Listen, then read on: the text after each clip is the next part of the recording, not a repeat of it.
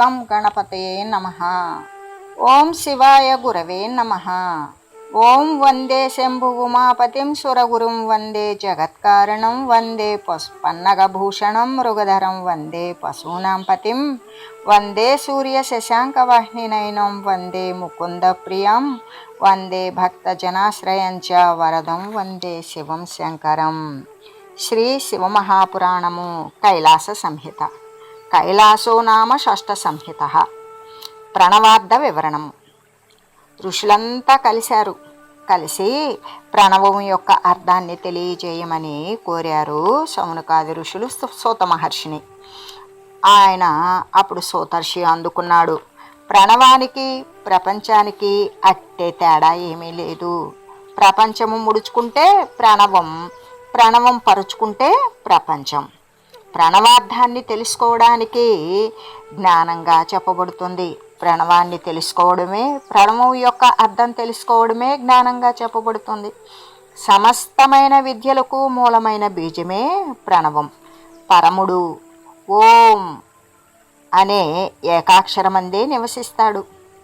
గుణాల యొక్క త్రయము చేత, అంటే సత్వరజస్తమో గుణాల యొక్క సంబంధం చేత పదార్థం అంతా కూడా ప్రణవార్థమే అవుతుంది.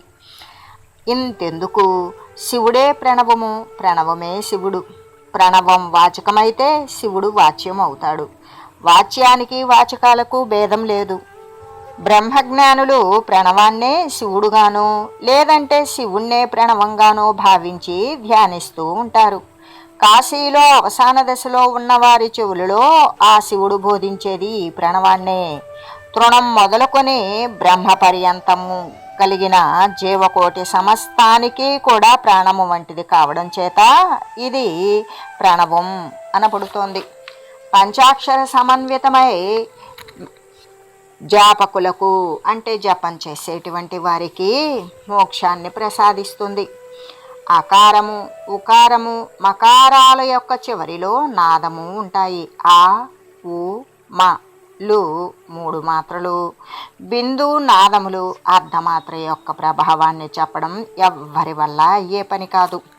ఆకారం రజోగుణాశ్రితం. అధిష్టాత చతుర్ముఖుడు. ఉకారం పురుషరూపం, తమోగుణాశ్రితం. అధిష్టాత రుద్రుడు. మకారం బీజ సంపన్నం, పురుషరూపం. ఉకారం పురుషరూపం, తమోగుణాశ్రితం. అధిష్టాత విష్ణువు. మకార బీజ సంపన్న పురుషరూపం, తమోగుణాశ్రితం. అధిష్టాత మహాదేవుడు. అయితే ఇక్కడ రజోగుణాశ్రితం అన్నప్పుడు బ్రహ్మదేవుడు, అదే చతుర్ముఖుడు అధిష్టాత. ఉకార పురుషరూపం అన్నప్పుడు సత్వగుణాశ్రితం, అధిష్టాత విష్ణువు. మకార బీజ సంపన్నం పురుషరూపం, తమోగుణాశ్రితం, అధిష్టాత మహాదేవుడు. ఇక బిందువు మహేశ్వరుణ్ణి, నాదము పరముణ్ణి ఆశ్రయించుకొని ఉంటాయి. అదేవిధంగా ఆకారంలో సద్యోజాతుణ్ణి, ఉకారంలో వామదేవుణ్ణి, మకారంలో అఘోరుణ్ణి, బిందువులో తత్పురుషుణ్ణి, నాదంలో ఈశానుణ్ణి తెలుసుకోవాలి. ఓంకారంలో ఉన్నాయి వామదేవ జనితాలైన 13 కళలు. ఉకారంలోనూ అఘోరమూర్తి కృతకళాష్టకం మకారంలోనూ ఉన్నాయి. తత్పురుష సంజాతాలైన కళలు 4 బిందువులోను, ఈశాన కళలు 5 నాదంలోనూ ఉన్నాయి. మంత్రము, యంత్రము, దేవత, ప్రపంచము, గురుడు, శిష్యుడు అనే ఈ 6 షట్పదార్థాలే అనబడతాయి. 5 అక్షరాల కలయిక గల మంత్రమే యంత్రమవుతుంది. ఆ యంత్రమే దేవతారూపము. ఆ దేవతయే ప్రపంచము. ప్రపంచ స్వరూపుడు గురువు. గురువుకి శరీరం శిష్యుడు. మానవ శరీరంలోని లేదా సాధకుల శరీరంలోని ఆధార చక్రంలో అకారము, మణిపూరకంలో ఉకారము, హృదయంలో మకారము, విశుద్ధ చక్రంలో బిందువు, ఆజ్ఞాచక్రంలో నాదము విరాజిల్లుతూ ఉంటాయి. ఈ 5 మించిన శక్తి విశిష్టుడైన శివుడు సహస్రారంలో భాషిస్తూ ఉంటాడు.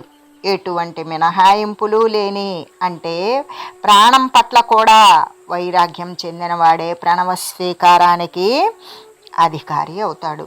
అటువంటి వాడు బ్రహ్మచర్యము, అహింస, భూతదయ, సత్యము, అస్తేయము, పరిశుభ్రత, సదాచారము ఇత్యాది నియమాలు పాటిస్తూ భస్మరుద్రాక్ష ధారణ వ్రతావలంబనుడై ఉండాలి. ఇవి సమకూడినప్పుడు శివభక్తిమయుడు, సర్వశాస్త్రార్థవేత్త, వేదాంత జ్ఞాని, సమయోచిత వివేకి అయిన వారిని గురువుగా ఎంచుకొని వారికి సాష్టాంగ ప్రణామాదులు ఆచరించాలి. ప్రసన్నులను చేసుకోవాలి. శివుడికి గురువుకి భేదం లేదనే నిశ్చయంతో జిజ్ఞాసను గురువు యొక్క అనుమతి ప్రకారం 12 రోజుల పాటు ఒకసారి మాత్రమే ఆహారం స్వీకరిస్తూ బ్రతకాలి. ఆ తర్వాత సముద్ర తీరాన కానీ, నదీ తీరాన కానీ, పర్వతాగ్రాన కానీ, శివాలయాన కానీ శుద్ధ పంచమి లేదా ఏకాదశి తిథి నాడు ప్రాతస్నానం చేసి నిత్యకర్మలు ముగించుకొని గురువును ఆహ్వానించి నాంది శ్రాద్ధం చేయాలి. ఆ తర్వాత బాహుమూలాలు, పాదమూలాలు విడిచి తక్కిన సర్వాంగాలు చక్కగా క్షౌరం చేయించేసుకోవాలి. పునఃస్నానం చేసి పేలపిండిని పాలతో కానీ మజ్జిగతో కానీ స్వీకరించాలి. తిరిగి సాయంకాలం సంధ్యోపాసనాదులు ముగించి సాయంకాలం ఔపాసనం పూర్తి చేసి శివుడిగా భావింపబడిన గురువుకు మహాదక్షిణ సమర్పించాలి. తనదైన వేదశాఖానుసారంగా అగ్ని రగల్చి ప్రాజాపత్యేష్టిని చేయాలి. పురుష సూక్త మంత్రంతో అగ్నిలో ఆహూతులు వేయాలి. స్విష్టకృత హవనం చేయాలి. అనంతరం దర్భలు, జింకతోలు, పట్టుబట్టతో ఏర్పరిచిన ఆసనంపై కూర్చొని తెల్లవారేదాకా గాయత్రి మంత్రం జపించాలి. మర్నాడు ఉదయం స్నానాదులు ముగించుకొని పురుష సూక్తంతోనూ విరజా మంత్రాలతోనూ హవనం చేసుకోవాలి. హోమశేషాన్ని ముగించాలి. అగ్నిని ఆత్మారోపణం చేసుకొని ప్రాతఃసంధ్యను ఆచరించాలి. పెళ్ళాము, పిల్లలు, డబ్బు అనే 3 లాలసతను కూడా ఈ లాలసతలను వదిలివేయాలి. తలపై వెంట్రుకలు లేకుండా ముండనం చేయించుకోవాలి. జంధ్యం తీసివేయాలి. మొలత్రాడు కూడా తెంపేయాలి. తూర్పు దిశగా కానీ ఉత్తర దిశగా కానీ ప్రయాణం సాగించాలి. ఎంత విరాగులకైనా రవ్వంత లోక భావన ఉంటుంది కనుక అది ఉన్నవారు దండకౌపీనాదులు స్వీకరించాలి. పూర్తిగా విరాగి అయినట్లయితే అవి కూడా లేకుండానే ప్రయాణించాలి. గురువు విరజాహోమంలోని తెల్లని భస్మాన్ని శిష్యుడికిచ్చి అగ్నిరీతి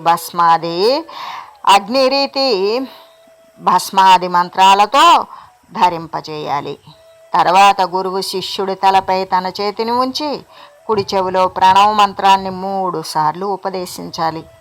అలా ఉపదేశించినప్పుడు ఆ మంత్రం శిష్యుడికి తప్ప ఎవరికి వినబడనంత మెల్లగా ఉపదేశించాలి.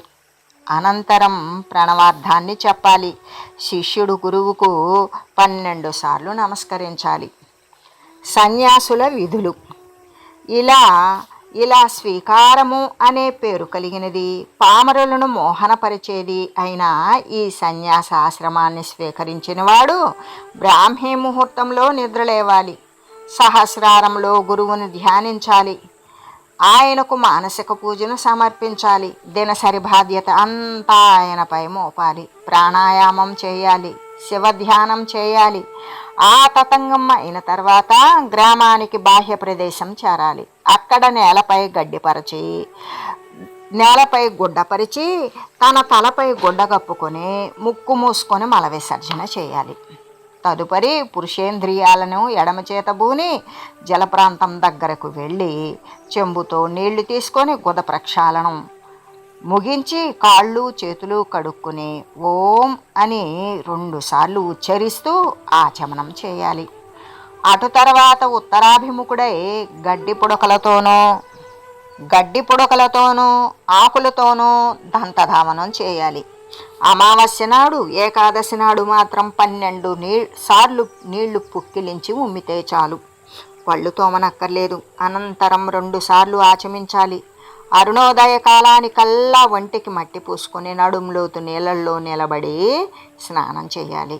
అటు తర్వాత మంత్రయుక్తంగా భస్మాన్ని తడిపి 3 రేఖలుగా నొసలు, రొమ్ము, చేతులు, కడుపు, మున్నగ అవయవాల మీద ధరించి గురువుని శిష్యుణ్ణి స్మరించి అప్పుడు అవయవాల మీద ధరించి గురువుని శివుణ్ణి స్మరించి సంధ్యావందనం ఆచరించాలి.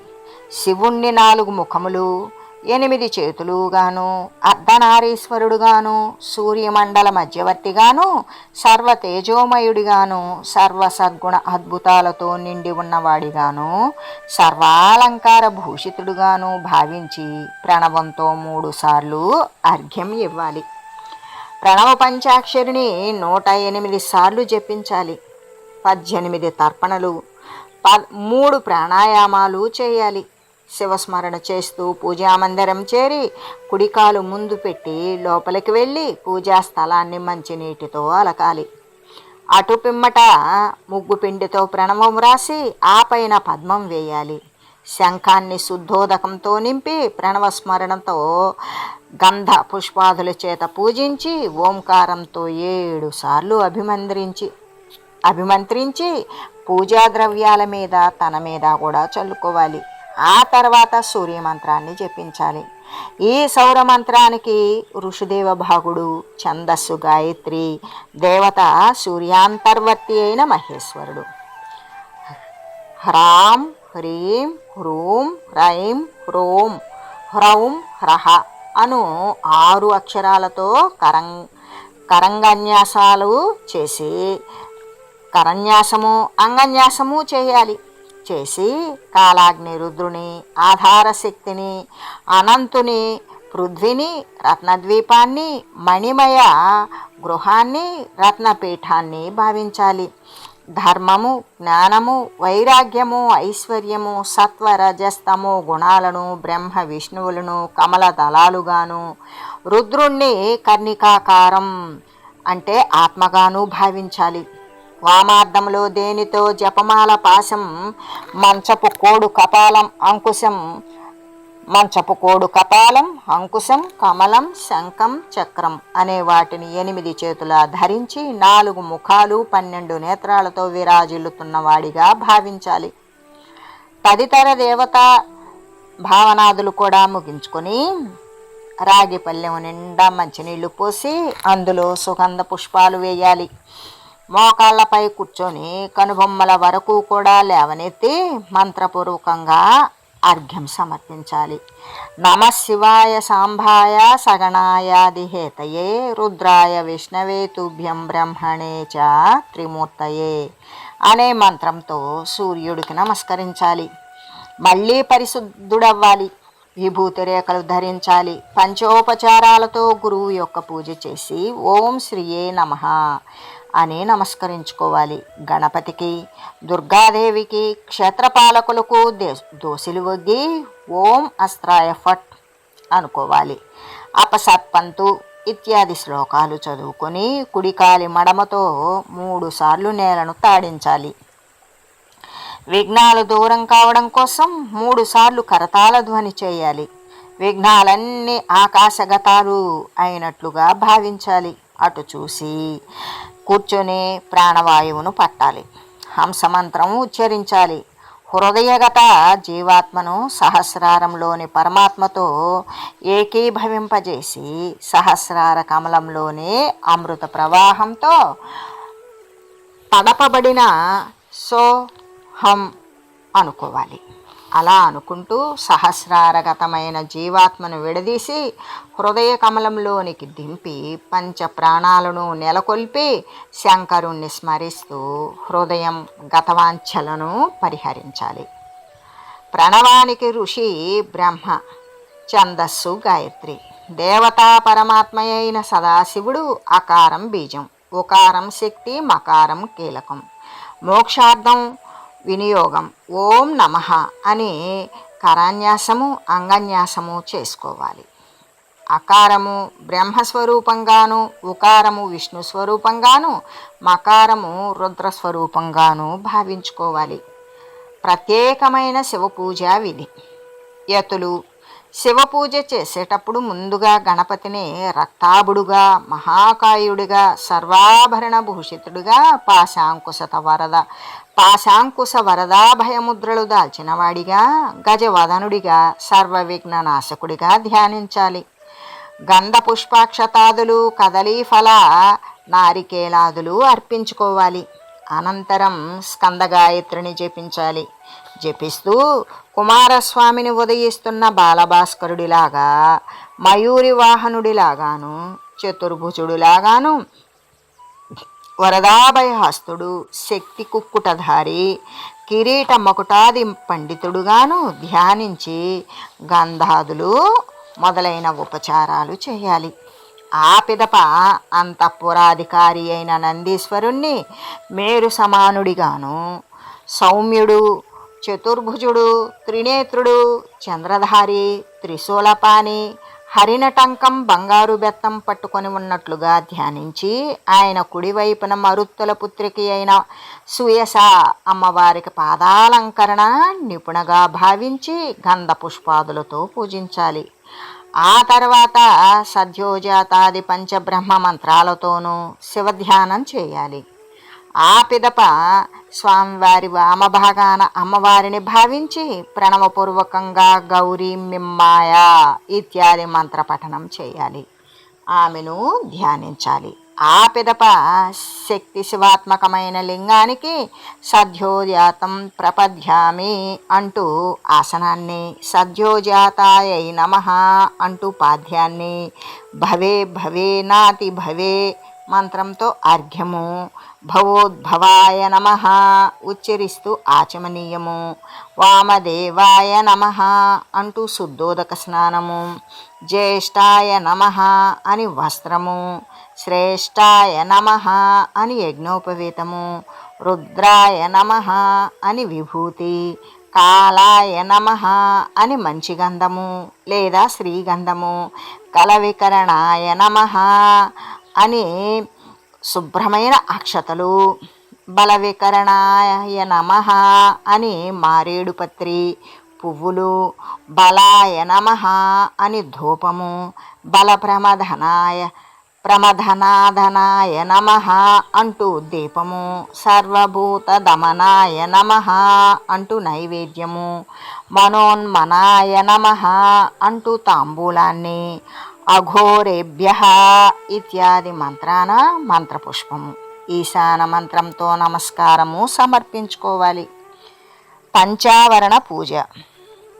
శివభక్తుడైన యతి ప్రథమ ఆవరణంలో గణపతి, కుమారస్వామి, సద్యోజాత, వామదేవ, అఘోర, తత్పురుష, ఈశాన పంచబ్రహ్మమూర్తులను పూజించాలి.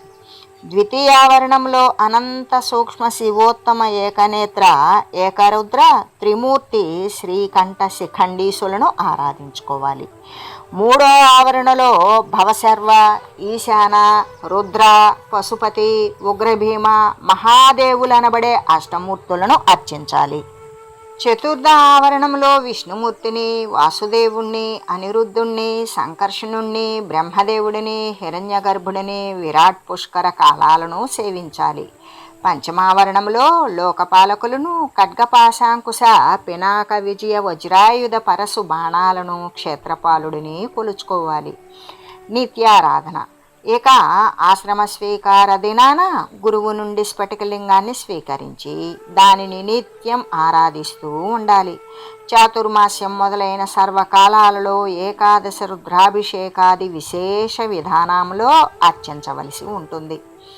పూజ తర్వాత చండీశ్వరుడి కోసం ప్రత్యేకంగా శివనిర్మాల్యం తీసి ఈశాన్య దిశ యందు ఉంచాలి. శివనిర్మాల్యం స్వీకరించదగినదే కానీ చండీశ్వరుడు వంతుగా వచ్చే నిర్మాల్యం మాత్రము ఎవ్వరూ తీసుకోకూడదు. ప్రాణప్రయాణం వరకు కూడా నిత్యము ఏ రోజు శివలింగార్చన జరుపనిదే, శివతీర్థ ప్రసాదాలు తీసుకొనిదే భోజనం చేయనని గురు సన్నిధిని ప్రతిజ్ఞ చేయాలి. శివలింగం మీద ఉమామహేశ్వరుల విగ్రహాలను నెలకొల్పి పూజించవచ్చు. ఇది చాలా గోప్యము. కేవలము శుద్ధమైన విరాగులకు మాత్రమే బోధించవలసింది అని గ్రహించాలి. శ్రీ కుమారస్వామి వారి బోధనము. సూతుడు చెప్తూ ఉన్నాడు, ఒకప్పుడు వామదేవుడు ఈ సన్యాసాశ్రమ వైరాగ్యాదులను గురించి శ్రీ కుమారస్వామిని అడిగాడు. అప్పుడు ఆ స్వామి చెప్పిన సంగతులు కూడా తెలియజేస్తాను, శ్రద్ధగా వినండి. విజ్ఞాన అభివృద్ధి కోసం కర్మవాద, శాస్త్రీయవాదాదులు అన్నింటినీ వినవలసిందే, తెలుసుకోవలసిందే. కానీ అవే లోకమని పట్టుకు వ్రేళ్లాడకూడదు. పొగను బట్టి పర్వతంలో అగ్ని ఉన్నది అని ఎలా గుర్తించగలుగుతున్నామో, అదేవిధంగా జగత్తును బట్టి జగత్కర్త ఉన్నాడు అనే అనుమానం కలుగుతుందని, ఆ అనుమాన ప్రమాణంతో దైవాన్ని సాధించాలని చెబుతారు. అంతా పరిశుద్ధమైన తప్పు అని తెలుసుకో. సాధకుడిని అనుగ్రహించి సాక్షాత్కరిస్తాడే కానీ ఆ సర్వేశ్వరుడు అనుమానగమ్యుడు ఏమాత్రము ఏనాడు కాడు. 6 కోశాలతో కూడుకొని ఉన్న శరీరంలో 3 కోశాలు తల్లి వలన, 3 కోశాలు తండ్రి వలన ఏర్పడుతూ ఉన్నాయి. దానిని బట్టి సృష్టి అంతా కూడా ఈ విధంగా స్త్రీ పురుష సంయోగ జన్యమేను అని తెలియడం లేదా? అసలు సచ్చిదానంద స్వరూపం అనే మాట స్త్రీ పురుష సమరసీభూత సంయోగం ముక్తి అనే అర్థాన్నే చాటుతుంది. అందువల్ల ఎల్లవేళలా శివశక్త్యాత్మకమైన శివలింగాన్ని ఆరాధించడమే సర్వశ్రేయస్కరంగా తెలుసుకోవలసింది అని కుమారస్వామి చెప్పినదంతా విన్న మీదట వామదేవుడు అడిగిన మహావాక్యార్థ నిరూపణ విషయమై కార్తికేయుడు ఇలా చెప్పాడు అంటూ సూత మహర్షి సౌనకాది ఋషులకు చెప్పసాగాడు. మహావాక్యార్థ నిరూపణము. ఓం ప్రజ్ఞానం బ్రహ్మ. ప్రజ్ఞానము అంటే పరిపూర్ణమైనటువంటి జ్ఞానం, అంటే బ్రహ్మస్వరూపము. ఓం అహం బ్రహ్మస్మి. అహం అంటే నేను, శివశక్తి అని అనుగ్రహజాతుడునగు నేను, అంటే ఆ శివుడనే నేను. ఓం తత్వమసి. తత్ అంటే బ్రహ్మము, త్వం అంటే నీవు, ఏవా అంటే గా, అసి ఉంటివి, నీవు ఆ బ్రహ్మమే అయ్యి ఉంటివి అని తత్పదం, త్వంపదం, అసిపదం. ఓం అయమాత్మా బ్రహ్మ. అయం అంటే ప్రతి క్షణము లేదా ఈ అని కూడా వస్తుంది. నుండి మరి నేను వరకు, నుండి నేను అనుచూ ప్రకటించబడేటువంటి ఏ ఆత్మ అయితే ఉన్నదో ఆ ఆత్మయే, అంటే శరీరాన్ని ధరించి ఉన్నదే, అది బ్రహ్మమే, బ్రహ్మము కంటే భిన్నము కాదు అని చెబుతూ ఓం ఈశావాస్యమిదం సర్వం ఇదం. ఈ యొక్క సర్వము అంటే సమస్తాన్ని ఈశుని చేత ఆవాస్యం నివాసముగా అయి ఉన్నది అని చెప్తూ ఓం ప్రాణో అస్మి. ప్రాణ అంటే జీవము లేదా జీవితము కలివాడును అగుదును. ఓం ప్రజ్ఞానాత్మ. ప్లస్ జ్ఞానాత్మ. ప్రతిదాని యొక్కయు రూపాన్ని మొదటగాను, గుణము 2వ దానిగాను, ప్రయోజనం 3వ దానిగాను తెలుసుకొని మూటి యొక్క సమ్మేళనం చేత సంపూర్ణ విషయ జ్ఞానము గలవానిని ప్రజ్ఞానాత్ముడు అన్నారు. తదేవాహంత దముత్ర యదముత్ర తదన్విహైహ. ఈ మానవలోకమున యదేవా అంటే ఏదైతే ఎద్దియో, తత్ అట్టి క్షణభంగురమైన సుఖము, అముత్ర అంటే పరలోకాన ఉన్నది. యత్ ఏ సుఖమైతే ఉన్నదో, అముత్ర అంటే స్వర్గాది ఇతర సర్వలోకములందునా కూడా కలదో, అట్టిదే అయిన అశాశ్వతమైన సుఖ సందోహము అన్విహ ఈ లోకమునందు కదా, ఈ లోకమునందే కలదు కదా. ఓం అన్యదేవ తద్విధి దితాదధో అవిదితాదపి విదితాత్ అంటే ప్రత్యక్షముగా స్పష్టంగా తెలియబడు దానికంటే ఆది అయిన బ్రహ్మము భిన్నమైనదే. అంటే మరి అంతేకాకుండా ఎట్టి ప్రత్యక్షత, స్పష్టత, నిస్సందేహతాదులు లేనిదిగా ఉండే పరోక్షమైన వినికిడి కన్నా కూడా ఇతరమైనదే కదా అని అర్థం చెప్పుకోవాలి. ఎలా అంటే అన్యదేవా అనేదే ఇక్కడ అన్వయించుకోవాలి, అంటే ఇతరమైనదే కదా అని అర్థం చేసుకోవాలి. ఓం ఏష ఆత్మాంతర్యామ్యమృత. ఏష ఆత్మ అంటే సర్వలోక వ్యవహార వేదాదులయందునా కూడా ప్రసిద్ధుడై ఉండడం చేత ఈ పరమాత్మ అమృత అంటే అనాది ముక్తుడు, ఇప్పటివాడు కాదు. కాబట్టే ఆ పరమాత్మ నీయందే నిన్ను నియమించేవాడిగా ఉంటున్నాడు. ఓం సయశ్చాయం పురుషేయశ్చ సావాదిత్యే సాయేకః పురుషే. సూక్ష్మ శరీరం అని చెప్పబడే మహానగర సంవాసుడైన పురుషుని యందు ఎవడో అటువంటి ఈ ప్రధానమైన పురుషుడు సూర్యుని యందు ఎవరో అంటే అటువంటి వాడైనట్టి ఈ పరమ పురుషుడు అంటే ప్రధాన పురుషుడు ఒక్కరే. అంటే అత్ర ఓం నమో హిరణ్య బాహవే ఇత్యాది శృతి ప్రకీర్తితం. అంటే ఓం అహమస్మి పరబ్రహ్మ అహం అంటే జీవుడనైన నేనే పరబ్రహ్మయును అస్మి అగుచూ ఉన్నాను. అత్ర బ్రహ్మేతి పరో వాచ్య అంటే బ్రహ్మయే పరుడుగా చెప్పబడుచూ ఉన్నాడు అని చెబుతూ పరపరో వాచ్యోత్ర విష్ణు. పరుడు అంటే బ్రహ్మ కన్నా పరుడైన వాడుగా శ్రీ మహావిష్ణువు చెప్పబడుచు ఉన్నాడు. శివేనైవ పరపరాత్పరం ఇది శివేనైవ. శివుడు మాత్రమే పరపరాత్ అంటే విష్ణుదేవుని కన్నను పరం అతీతంగా ఉన్నాడు. అంటే పరాత్పరం పరబ్రహ్మము శివుడే. ఓం వేదశాస్త్ర గురుత్వాత్తు స్వయమానంద లక్షణం. వేదశాస్త్రాలు మొదలైనవన్నీ అపౌరుషేయాలైన వానికి గురువు అవడం సంక్రమింప చేసుకున్నవాడు తనను తనే ఆనంద లక్షణము కలిగి శివునిదైన నిత్యానందము అనుదానిని అనుభవించుచూ ఉన్నాడు. ఓం సర్వభూత స్థితం బ్రహ్మ తదేవాహం న సంశయ. అంటే ప్రాణులు అందరి యందును ఉన్నట్టిది ఏదైతే ఉన్నదో అటువంటి బ్రహ్మమే నేనగుట అనేటువంటి దాని యందు ఏమాత్రము అనుమానం లేదు. ఓం తత్వస్య ప్రాణోహమస్మి పృథివ్యాః ప్రాణోహమస్మి పృథివ్యాః. అంటే భూమి మొదలగు వాని యొక్క సమస్త తత్వాల యొక్క జీవము నేనే అయ్యున్నాను అని చెబుతూ ఓం అపాంచ ప్రాణోహమస్మి తేజసశ్చ ప్రాణోహమస్మి ఆపాంచ. అంటే నీటి యొక్క తేజస్సు యొక్క ప్రాణము అహం చేత ఏదైతే ఉన్నదో అది నేనే అయ్యున్నాను. ఓం వాయోశ్చ ప్రాణోహమస్మి ఆకాశస్య ప్రాణోహమస్మి వాయోశ్చ గాలి అని చెప్తూ గాలి యొక్క మూలాధారము ఏదైతే ఉన్నదో ఆ నేనే అవుతాను.